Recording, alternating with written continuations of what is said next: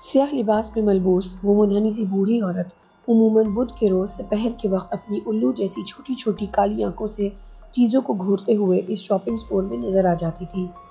اس کے چہرے پر سب سے نمایاں چیز اس کی طوطے جیسی مڑی ہوئی ناک تھی اور وہ ہر بدھ کو اپنے معمول کے مطابق ٹھیک وقت پر اسٹور میں نمودار ہوتی۔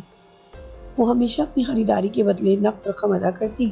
اس نے کبھی بھی کریڈٹ کارڈ یا چیک استعمال نہ کیا تھا۔ البتہ اسٹور انتظامیہ نے کبھی ضرورت ہی محسوس نہ کی کہ اس کا اتا پتہ اور شناخت دریافت کی جاتی۔ اس کی شخصیت اتنی عجیب اور منفرد تھی کہ خریداری کرنے کے بعد جب وہ ادائیگی کرنے کے لیے کیش کاؤنٹر پر آتی تو کیشیئر اس کی طرف براہ راست دیکھنے سے اجتناب کرتے، ہمیشہ نظر چرا جاتے۔ صرف اس وقت جب وہ اپنے پرس میں سے رقم نکال رہی ہوتی تو وہ کنکھیوں سے اس کی طرف دیکھ لیتے۔ اگر کبھی غلطی سے کسی کی نظر اس سے مل جاتی تو اس کو اپنا دماغ گھومتا محسوس ہوتا۔ وہ جب بھی خریداری کے لیے آتی ایک ہی شکوہ کرتی، کاش اس اسٹور کو اس بات کا احساس ہو جائے کہ اس کے گاہک کیا خریدنا چاہتے ہیں۔ سنیل ایک تجربہ کار سیلز مین تھا اور وہ گزشتہ 6 ماہ سے اس اسٹور میں کام کر رہا تھا۔ وہ ہمیشہ اس بڑھیا کو دیکھ کر تمسخرانہ انداز میں مسکراتا۔ ایک روز جب وہ بڑھیا اپنے سامان کی ٹرالی ایک کونے میں روک کر خود سامان اٹھا کر اسٹور سے باہر جانے لگی، سنیل مزاحیہ انداز میں اپنے ساتھی ملازم سے بولا، مجھے تو یہ بڑھیا کم اور پرانی فلموں کی جادوگرنی زیادہ لگتی ہے۔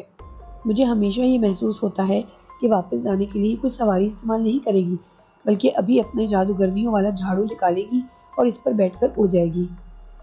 28 سالہ رام گوپال اس اسٹور کا نوجوان مینیجر تھا جو تھوڑا عرصہ پہلے ہی ایک بڑے شوہر سے یہاں ٹرانسفر ہوا تھا۔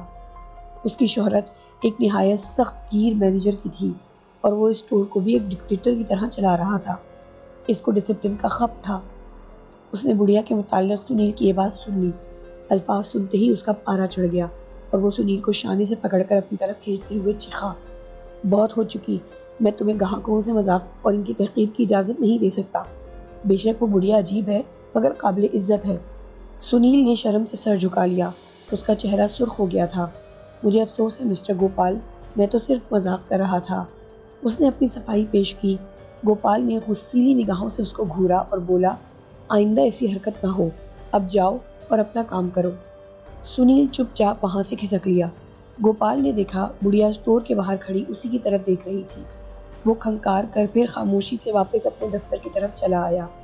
ایک ہفتے بعد گوپال اسٹور کے پچھلے حصے میں خشک مچھلیوں کے ڈبوں کو ترتیب سے رکھوا رہا تھا کہ کسی نے اس کا کندھا آہستگی سے تھپتھپایا۔ مڑ کر دیکھا تو وہی طوطے کی ناک والی عجیب بڑھیا کھڑی تھی۔ کیا تم یہاں کے مینیجر ہو؟ بڑھیا نے اطمینان سے پوچھا۔ گوپال کی نظر اس کی ناک پر جم گئی جو کسی رس بھری کی طرح لال اور پھولی ہوئی نظر آ رہی تھی۔ وہ اس پر سے اپنی نظر نہیں ہٹا پا رہا تھا۔ اسے یوں محسوس ہو رہا تھا جیسے وہ کسی سحر کا شکار ہو رہا ہے۔ اس نے اپنی اس حالت پر قابو پانے کی کوشش کرتے ہوئے بڑھیا کی بات کا جواب دینا چاہا تو وہ ہکلا کر رہ گیا۔ ہاں میں ہی ہوں۔ نوجوان، کیا تم میرے لیے مینڈک کے پنجوں کے کچھ ڈبوں کا انتظام کر سکتے ہو؟ اس کی ناک سے لطف اندوز ہوتے ہوئے گوپال بمشکل اس کی بات سن پایا۔ جب اسے احساس ہوا کہ وہ کچھ کہہ رہی ہے تو وہ پوچھنے لگا، کیا کہا آپ نے؟ نوجوان، میں پوچھ رہی تھی کہ کیا تم میرے لیے مینڈک کے پنجوں کا بندوبست کر سکتے ہو؟ بڑھیا نے اس کی حالت سے لطف اندوز ہوتے ہوئے مسکرا کر دوبارہ پوچھا۔ گوپال اپنی سوچوں کو مجتمع نہیں کر پا رہا تھا۔ اس کو بس وہی پھولی ہوئی ناک نظر آ رہی تھی۔ اس کا ذہن جیسے میزمرزم کا شکار ہو رہا تھا، اس لیے وہ کوئی جواب نہ دے پایا۔ اس نے دوبارہ بڑھیا کو سوالیہ نظروں سے دیکھا۔ اس اسٹور پر میری ضرورت کی ہر چیز میسر اور مہیا نہیں ہے۔ لگتا ہے مجھے اپنی خریداری کے لیے کسی اور اسٹور کا انتخاب کرنا پڑے گا۔ بڑھیا نے مایوسی سے سر ہلایا اور راہداری میں واپس مڑ گئی۔ خدایا، وہ جتنی بدصورت ہے اتنی ہی خپتی بھی ہے، گوپال نے سوچا۔ جو ہی گوپال کا دماغ اس کے اپنے قابو میں آیا، اس کو اپنے رویے پر حیرت ہوئی اور وہ اس بڑھیا کے پیچھے لپکا جو ڈبہ بند خوراک والے سیکشن کی طرف مڑ گئی تھی اور اب ایک شیلف کے سامنے رک کر اپنی پسند کی چیزیں اور ڈبے اٹھا کر اپنی ٹرالی میں رکھ رہی تھی۔ اس نے مڑ کر ایک نظر گوپال پر ڈالی اور کیش کاؤنٹر کے سامنے جا کر کھڑی ہو گئی۔ گوپال چپ چاپ کھڑا اسے دیکھتا رہا، حتیٰ کہ ادائیگی کے بعد وہ باہر کی طرف چل پڑی۔ گوپال مڑا اور اس شیلف کے سامنے جا کھڑا ہوا جہاں سے اس بڑھیا نے خریداری کی تھی۔ وہاں چٹنیوں اور اچار وغیرہ کے کین، جار اور ڈبے رکھے ہوئے تھے۔ وہ جھک کر ان پر چپکے لیبل پڑھنے لگا۔ ایک لیبل پر نظر پڑتے ہی اس کا دماغ بھگ سے اڑ گیا۔ یہ کیا مذاق ہے؟ وہ تقریباً چیخ اٹھا۔ ایک چھوٹے کین پر لکھا تھا خشک چمگادڑ کا خون۔ ایک دوسرا جار عجیب قسم کے پیلے رنگ کے محلول سے بھرا ہوا تھا جس میں چھوٹے چھوٹے ذرے تیر رہے تھے اور اس پر لکھا تھا چھپکلی کی آنکھیں۔ یہ سب ڈبے اچار کے ڈبوں کی طرح ہی تھے اور ایک بہت ہی مشہور کمپنی کے تیار کردہ تھے، مگر اس سے پہلے ان پر یہ لیبل تو لگے ہوئے نہیں تھے۔ اس نے ان پر لکھے الفاظ بلند آواز میں دہرانے شروع کر دیے۔ ہر ایک پر مختلف نام درج تھا: مینڈک کی زبان، چوہے کی کریم، مکڑی کے جالے کا سوپ، بھنے ہوئے ٹڈے۔ کیا واہیات نام تھے! گوپال اسٹور کے کسی ملازم کی تلاش میں ادھر ادھر دیکھنے لگا۔ اسے محسوس ہوا کہ یہ سب کسی کا مذاق ہے، مگر آس پاس کوئی نہ تھا۔ وہ وہاں بالکل تنہا کھڑا تھا۔ غصے سے وہ کیش کاؤنٹر کی طرف لپکا، وہاں سے مائک اٹھایا اور تقریباً چیختے ہوئے پکارا، مادھو، یہاں آؤ۔ مادھو اچار چٹنیوں کے سیکشن کا انچارج کا نام تھا۔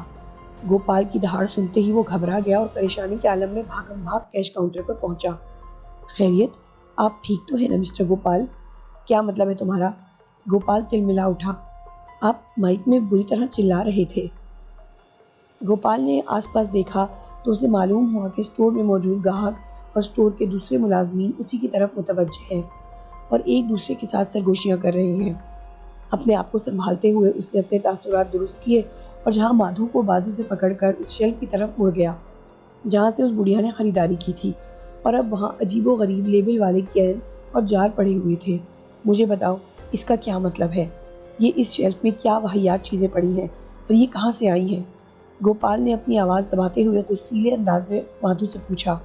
مادھو تھوڑا سا آگے بڑھا اور اس نے جھک کر شیلف میں جھانکنا شروع کر دیا اور پھر مڑ کر مینیجر کی طرف دیکھا۔ اس کے چہرے پر الجھن نمایاں تھی۔ کیا ہوا سر؟ یہاں تو سب ٹھیک ہے۔ کیا ٹھیک ہے؟ یہ دیکھو۔ گوپال آگے بڑھا، ایک ڈبے پر جھپٹ کر اسے اٹھا لیا، لیکن اب وہاں صرف آم سے اچار اور کیچپ کے ڈبے تھے۔ اس نے شیلف میں ادھر ادھر ہاتھ مارے۔ وہ پریشان تھا کہ عجیب ناموں کے لیبل والے ڈبے کہاں گئے۔ یہیں تو تھے، اس نے اپنی آنکھوں سے دیکھا تھا، مگر اب تو وہاں اسٹور کی عام روزمرہ کی چیزیں پڑی تھی۔ گوپال کی آنکھوں کے سامنے اندھیرا چھانے لگا، اسے ہر چیز گھومتی محسوس ہو رہی تھی۔ آپ کی طبیعت تو ٹھیک ہے نا مسٹر گوپال؟ مادھو نے پریشان ہو کر پوچھا۔ ہاں، نہیں، ہاں مادھو، میرا خیال ہے کہ مجھے اپنے آفس میں کچھ دیر آرام کر لینا چاہیے۔ مجھے تھکاوٹ محسوس ہو رہی ہے۔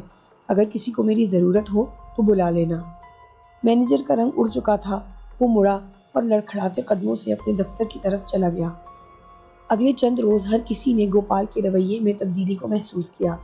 اس کا غصہ کہیں گم ہو چکا تھا اور اس کا لہجہ بھی اب پہلے جیسا پر اعتماد نہیں رہا تھا۔ اس کی زبان پر گویا تالا لگ گیا تھا۔ کسی سے زیادہ بات نہ کرتا اور اگر بولتا بھی تو عموماً اس کے جملے بے ربط ہوتے اور وہ سارا دن شیلفوں کے درمیان گھومتا اور کچھ تلاش کرتا رہتا۔ اگلے بدھ کو گوپال اپنے دفتر کی کھڑکی میں کھڑا اسٹور کا معائنہ کر رہا تھا کہ اسے پھر وہی طوطے کی ناک والی بڑھیا اسٹور میں داخل ہوتی نظر آئی۔ وہ دھیرے دھیرے چلتی ہوئی ایک سیکشن کی طرف بڑھی تو گوپال بھی پھرتی سے اپنے دفتر سے نکلا اور اس بڑھیا کے پیچھے لپکا۔ وہ بڑھیا دھیرے دھیرے چلتی اور ٹرالی دھکیلتی ہوئی اچار چٹنیوں والے حصے میں داخل ہو گئی۔ گوپال بھی دبے پاؤں اس کے عقب میں تھا۔ جب وہ اس کے قریب پہنچا تو بڑھیا ایک کین اٹھا چکی تھی۔ اس کی پشت گوپال کی طرف تھی اور نظریں ڈبے پر جمی ہوئی تھی، مگر اسے نہ جانے کیسے احساس ہو گیا اور وہ گوپال کی طرف دیکھے بغیر بولی، کیا تم جانتے ہو چمگادڑ کا خون کھانے کا ذائقہ بڑھا دیتا ہے؟ یہ تم کیا کہہ رہی ہو؟ گوپال بوکھلا کر ایک دم آگے بڑھا اور اس کے ہاتھ سے ڈبہ چھین لیا جس پر لکھا تھا چمگادڑ کا خون۔ اس بار ثبوت اس کے ہاتھ میں تھا، اب اس کو بدلا نہیں جا سکتا تھا۔ خوشی اور جیت کی ایک لہر اس کے پورے جسم میں دوڑ گئی۔ اس نے ڈبے کو مضبوطی سے پکڑ لیا اور زوردار آواز میں چیخا، مادھو! مینیجر کی چیخ سنتے ہی مادھو گرتا پڑتا گولی کی رفتار سے اس کے پاس پہنچا۔ یس مسٹر گوپال۔ گوپال کے چہرے پر فتح کی خوشی تھی۔ اس نے خشک چمگادڑ کا خون والا ڈبہ مادھو کے ہاتھ میں تھما دیا۔ دیکھو، یہ ہے وہ چیز جس کے متعلق میں تمہیں اس دن بھی بتا رہا تھا اور تم مان نہیں رہے تھے۔ یہ چیز ہمارے اسٹور میں آئی کہاں سے؟ مادھو نے ڈبے کو غور سے دیکھا اور پھر اسے واپس مینیجر کو تھما دیا۔ اس کی آنکھوں میں حیرت اور خوف تھا۔ سر، اس کین کے ساتھ کیا مسئلہ ہے؟ یہ تو ایک عام سا فالسے کی چٹنی کا کین ہے۔ کیا مطلب؟ مینیجر چیخ اٹھا اور کین کو ہوا میں لہراتے ہوئے کہنے لگا، یہ چمگادڑ کا خون ہے۔ اس بڑھیا نے مجھے یہی کہا ہے، خود پوچھ لو اس بڑھیا سے۔ किस बुढ़िया से सर? माधु ने हैरत से पूछा। गोपाल ने बौखला कर इधर उधर देखा, फिर अपना सर पीट कर रह गया। चंद लम्हे पहले जिस बुढ़िया के हाथ से उसने चमगादड़ के खून वाला कैन पकड़ा था, वो अब गधे के सर से सींग की तरह कहीं गायब हो चुकी थी। और इस वक्त सिर्फ वो और माधु दोनों वहाँ इस शेल्फ के पास खड़े थे। कहाँ गई वो? गोपाल चिल्लाकर पूछा। कौन? माधु के लहजे में हैरत थी। गोपाल ने कहर आलूद नजरों से इस बुरी तरह से माधु को घूरा कि बेचारा सहम के रह गया। वो तोते जैसी नाक वाली चुड़ैल जादूगरनी बुढ़िया कहाँ है? गोपाल बुरी तरह चीख रहा था। माधु खौफ के मारे उल्टे पांव पीछे हटने लगा। मैं नहीं जानता आप किसके बारे में बात कर रहे हैं जनाब। फिर वो एकदम पलटा और वहाँ से भाग गया। गोपाल झंझला गया और मुड़कर दोबारा उस शेल्फ का जायजा लेने लगा, मगर अब वहाँ कुछ भी गैर मामूली न था। फिर कुछ सोचकर वो एकदम मुड़ा और बैरूनी दरवाजे की तरफ दौड़ते हुए चिल्लाने लगा, इस बुढ़िया को रोको, वो बाहर न जाने पाए। स्टोर में मौजूद तमाम ग्राहक और मुलाजिमीन खौफजदा हो गए थे और डर कर इधर उधर सिमटने लगे। गोपाल मुसलसल चिल्ला रहा था, देखो कहाँ है वो बुढ़िया, उसे भागने मत देना।